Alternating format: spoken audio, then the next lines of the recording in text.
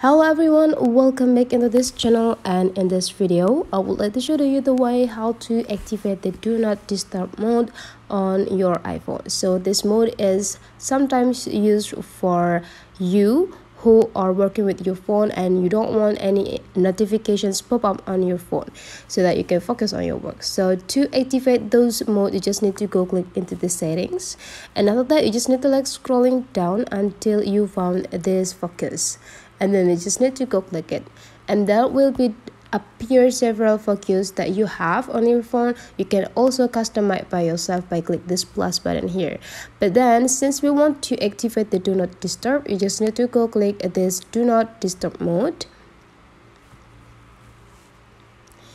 and scrolling down you can also activate the scheduled when you want to activate this focus on your phone. But then if you want to activate it instantly, just slide your screen into downside in the left corner, or in the right corner here, until this menu is pop up on your screen, and the focus will be here, and then you just need to go click it and your mode will be pop up here, and just click this do not disturb. And now this mode will be applied into your phone and symbolized with the symbols of this focus. So that is the way how to activate the DND on iPhone. Hopefully this tutorial today is useful for you.